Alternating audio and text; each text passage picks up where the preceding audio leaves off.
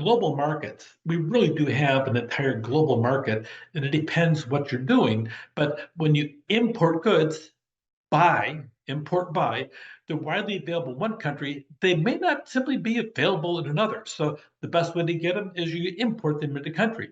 When you export goods, sometimes selling abroad can be easier due to less competition. You may have goods over here and you have 4 or 5 direct competitors who are undercutting your prices all the time. You might be able to make a larger profit if you can find a market that is not in the same country you can export the goods to and sell them over there because they simply don't have them.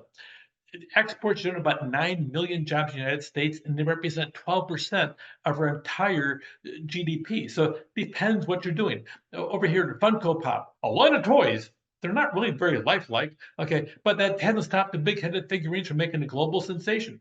They take on different aspects of different cultural icons. So Funko earns tens of $1 millions of sales for its pop toys. So when you're looking at global collectibles, this is a planetary phenomenon, including these over here. Maybe you two can sit there and have your own Funko Pop line made just for you in the process. So global influencers, when you head on social media, you'll have all kinds of people that are talking in different countries, sometimes even translating their goods over here, and people have a huge following. But sometimes it just depends on what you're hitting and what you're doing, because people pay attention. And so the borderlines that we have as nations a lot of times mean nothing at all when it comes to social media or advertising.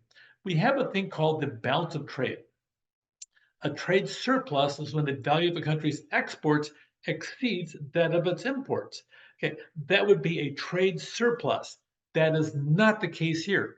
A trade surplus does exist for countries that we owe stuff to, such as Japan and China. Okay, we have a huge trade deficit to them. That's when the value of our imports from those countries exceeds the value of our exports. So trade surplus is generally viewed as positive, and really we have this other one called trade deficit, which is viewed negative, and we have lots of those. So, and the balance of payments is the difference in the money coming into one country from exports and money leaving the country from exports. So the balance of payments shift, and we have a lot of that with the United States when it comes down to these unfavorable balance. There's dumping.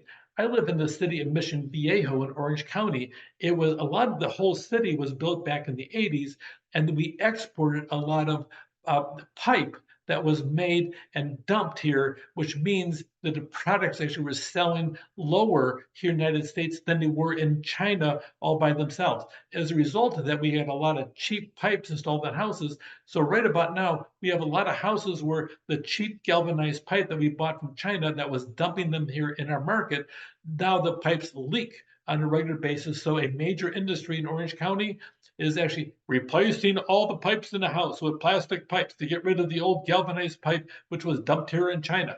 It actually happened. You'll see a lot of that. There was a huge lawsuit between Lockheed Martin versus Airbus. Airbus is a federal subsidized basis of France. France subsidizes Airbus, and they were accused of selling airplanes to US carriers at less than the prices they're selling to their own country or for below their cost just to maintain full employment. The lawsuit was finally dropped after 12 years, but they were accused of dumping.